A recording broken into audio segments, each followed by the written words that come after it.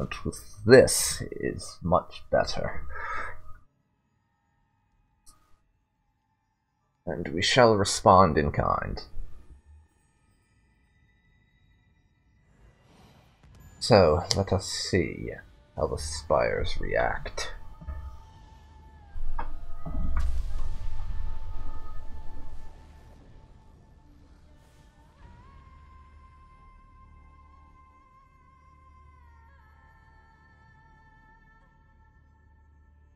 What in Graven Ash's name? The Iron Marshal turns about, taking in the view in all directions. But Kairos didn't give an edict to read, so how did... Well, it's only a theory, but I believe that the fact that I've broken the edict means that I have the capability to recreate it, albeit in a very limited fashion, and nowhere near the power of the full edict. You did that? Her hand grasped for her chest, but only Kairos can cast an edict. I assure you, that was my own magic at work. The chorus have no idea what they've just walked into. The Iron Marshal smashes her gauntlets together with a quiet chuckle. Binder, let us strike now. We must seize the moment and swing their panic into a rout. Hoisting her blade in hand, Arrhenius moves towards the exit. Fatebinder, I will get the carnage started. Join me when you are ready and we'll deal with whatever rabble remains. No arguments here, Arrhenius. No arguments here. Now, we shall deal with the Scarlet Chorus. Once and for all.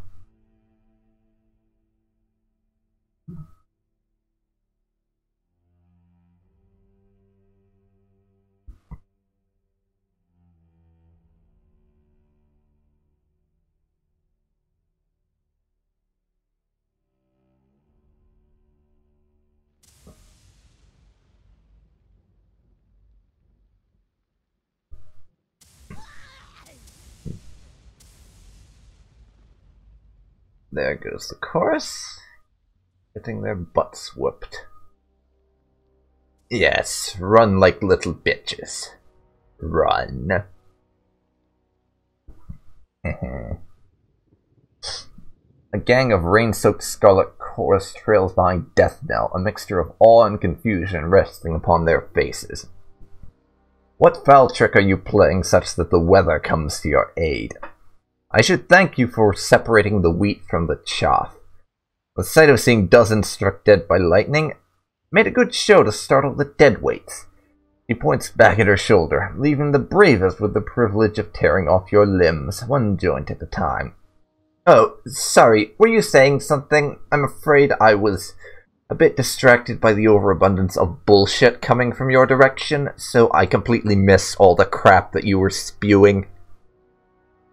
She turns to her soldiers and lets out a primal howl, her warriors echoing the battle cry in dissonant tones. We don't have enough reputation to do much. With rage in their eyes, the warriors ready their weapons, eager for a fight.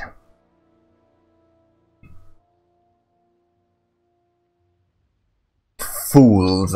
Did you not hear me proclaiming that edict? Either I cast it by myself, or I did so with the Overlord's blessing. I know that you have the smallest brains that it is possible for a human being to possess, but even you are not complete fools. Think about this very carefully. Not liken yourself to the Overlord. Your magic may have startled my weakened troops, but your magic is nothing my own blood chanters could not affect. Isn't that right? She looks to one of her mages for a nod of approval, but is met instead with a blanched look of fear, mouth agape in terror. Enough talk. You'll be trampled and forgotten. Only the voices of Narat will remember your name.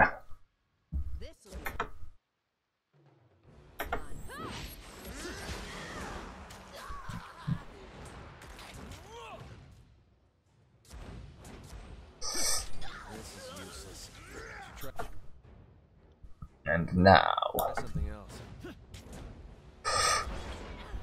a little bit of this, I think. Your command. Are you afraid of death, worm? Time to change weapons. Now, Tiberius. Go after the Blood Chanter, please.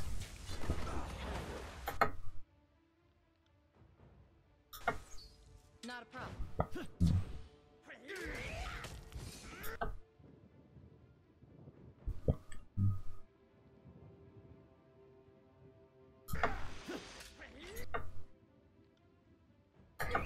Eric, continue your mission. To murder his face. This weapon is useless. Eb, how about you drink a potion? I didn't realize you were that badly hurt because I'm a moron.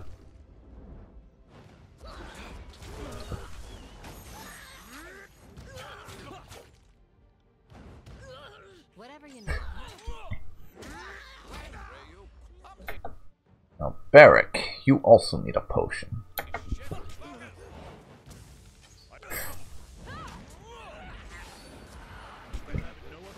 There's a lot of you. And engage those people while we finish off over here. This is useless. Not much of you. We have one sage who is in the middle of trying to pretend he knows what he's doing. I'm going to send Tiberius after him.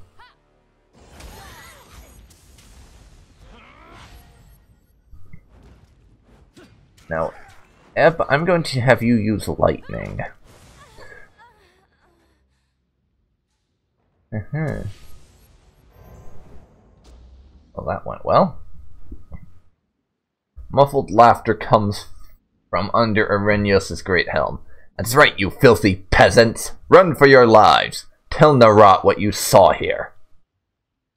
Chorus is running in every direction, scattered to the winds, as it were. The few brave enough to stand their ground against your Edict of Storms are dead. The day is ours. Leave the cleanup to me and my brethren. You should take your rightful place perched atop the spire. No better way to savor this victory than with a commanding view of your enemy fleeing across the valley. Return to the mountain spire. First, tiny bit of looty McLoot is in order.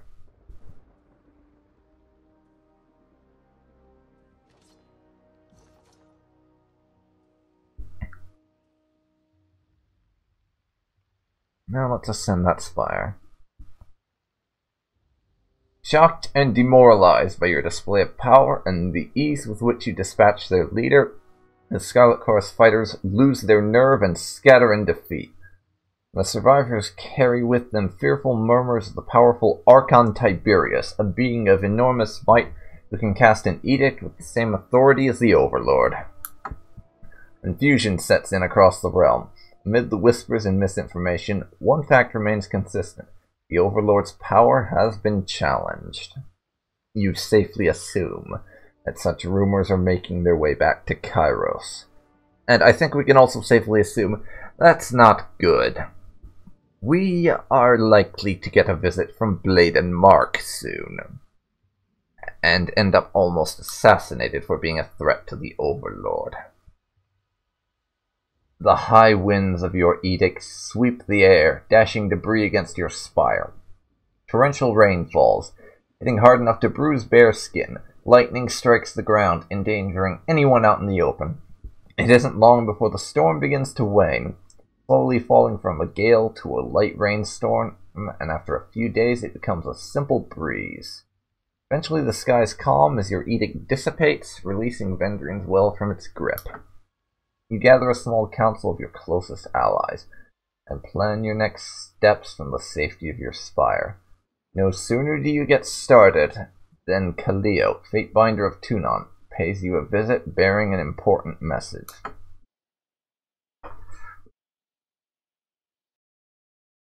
Oh dear. This is not going to be good, is it? Not good at all.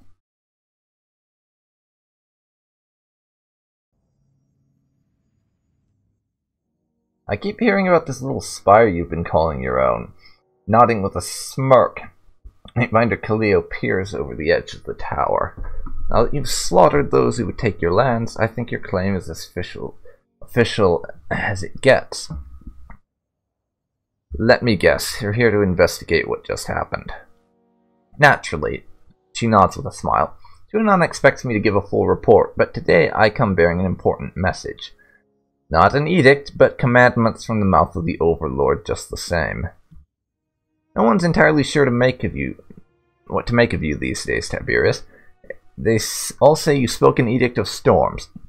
Not a proclamation of an edict of Kairos, but your own edict of storms, your own mystical storm.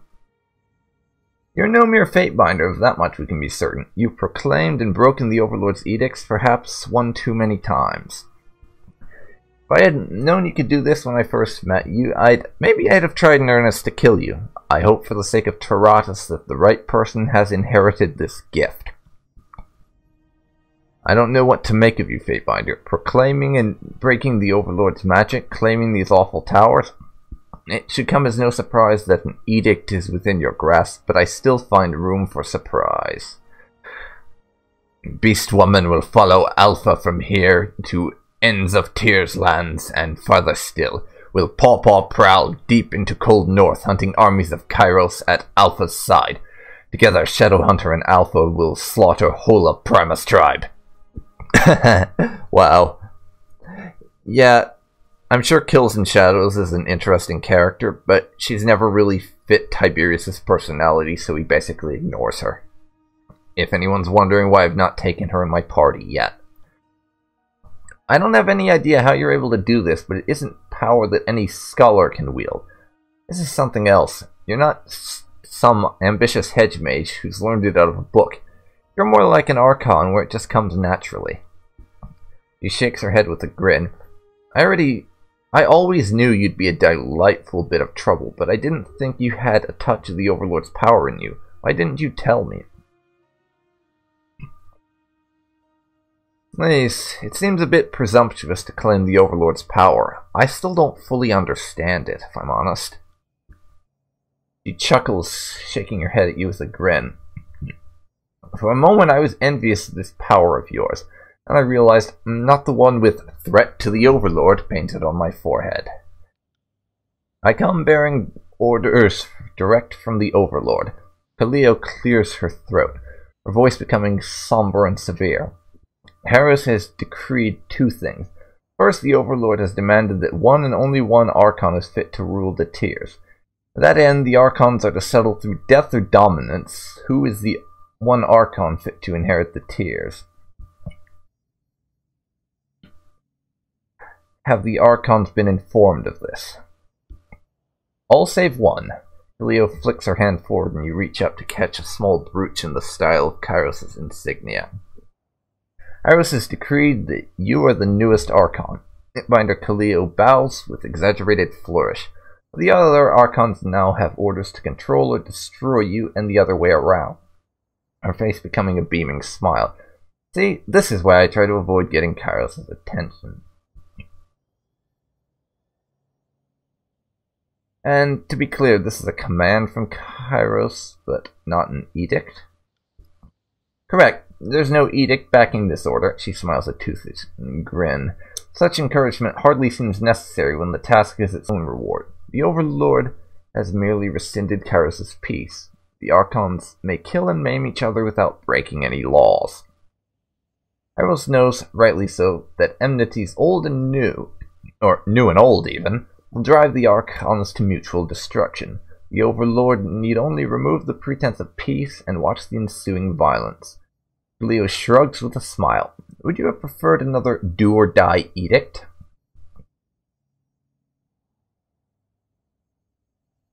What of the court? Have you heard the opinions of Tunon and Blade and Mark on all this? As per usual, Tunon has the emotional range of Pumice, but Blade and Mark seemed almost giddy. I think the old Shadow was already putting names on his daggers. I was wondering if Blade and Mark would hear this order and promptly stab Tunon. But no, it would seem the Archon of Shadows is happy to serve Tunon. Makes sense. I've never known the old Shadow to crave that kind of power. She clears her throat, her voice growing somber.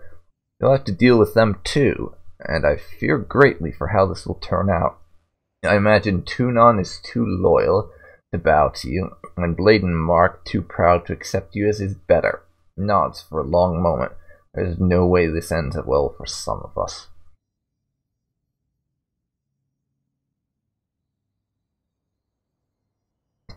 Let me think. Would Tiberius be troubled by his promotion to Archon? I don't think he would. He has been following Myothis' advice for a long time, basically acting like he was an Archon for a while, gaining power and everything, so... we've not mentioned it before, but Tiberius has basically thought of himself as being an Archon in all but name for a while, to gain power and everything. And this is just confirmation of what he's been doing, so he's not bothered by it.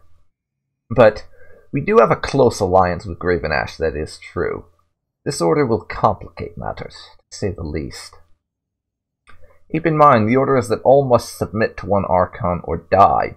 So you and Ash won't necessarily have to come to blows, but not sure how you'll convince him to bow to you.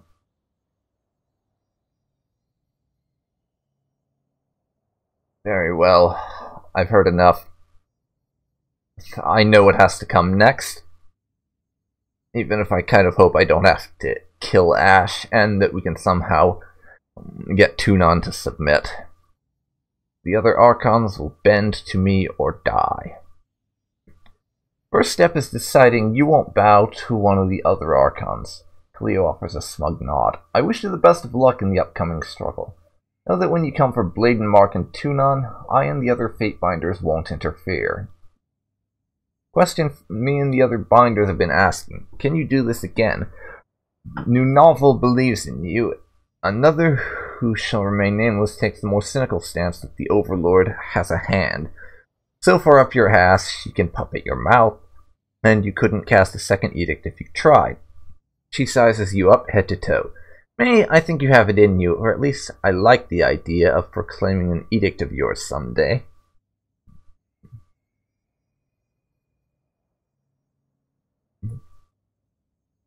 Yes, I'm sure I have it in me to cast another edict, but that doesn't seem like something I want to play around, a power I want to be playing around with recklessly.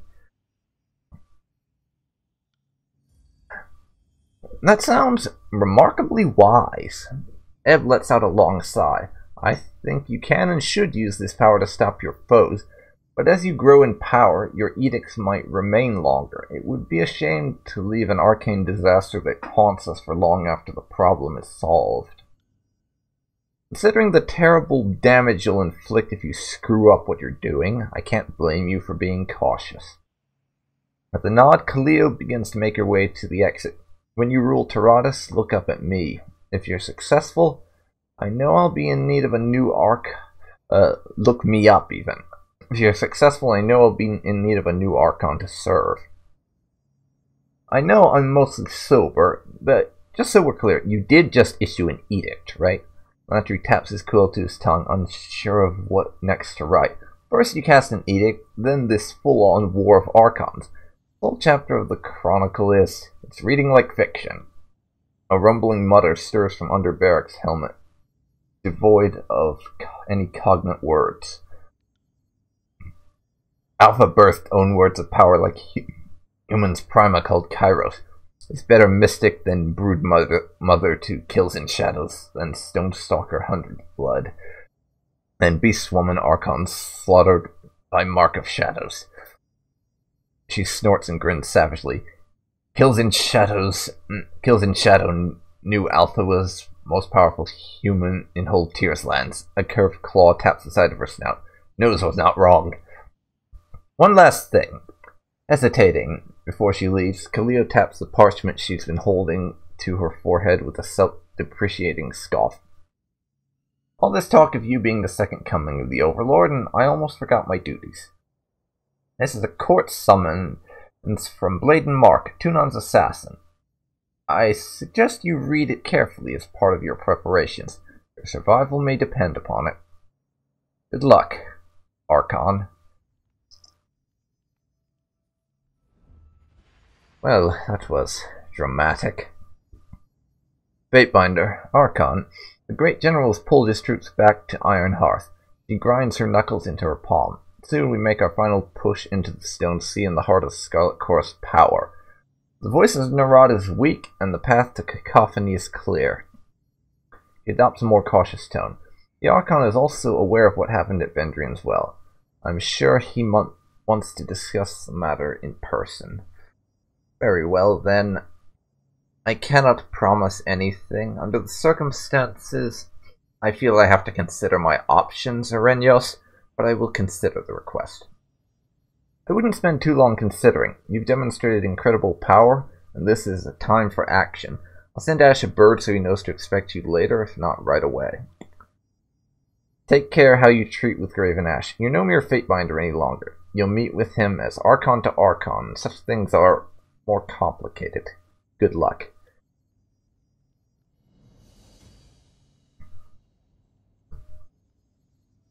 A trial of Archons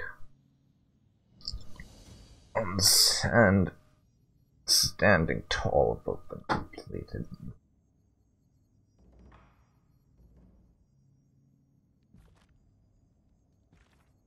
Final judgment and call to arms. Travel to a bastard city and speak with Graven Ash. First, we have a missive from Bladen Mark. I will only ask once. Take it you're aware of the Overlord's latest decree. If not, let me give it to you straight. Now's the bad time to be an Archon in the tiers. It's most likely I'll be the one to cut you down. I thought I'd first explain. It's not my choice. But if it was, I'd still choose to kill you. See you soon. We could taunt him, but that would probably be rather bad for our health. Let's say something cordial. Arrange a meeting.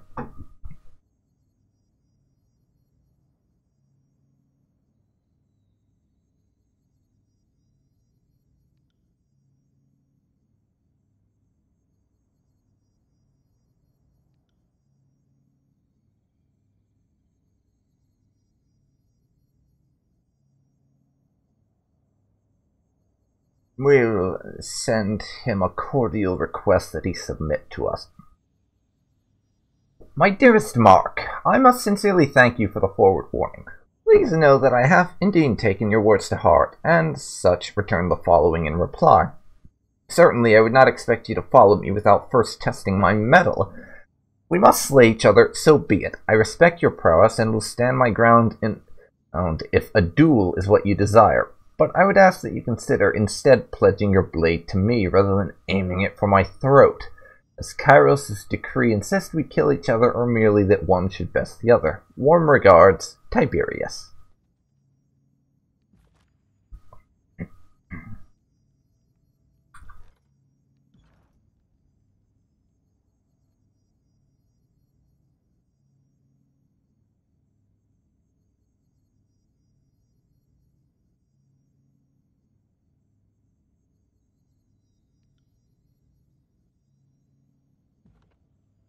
And with that, we have been recording for more than long enough for me to end this recording session. So, this has been DarkPhoenix Ninja 92. Thank you for watching this mega recording session of Tyranny. If you've enjoyed this, then please leave a like, share the video, comment down below, and subscribe to see more like this. Thanks so much for watching, and I'll see you next time. See you then, folks. See you then.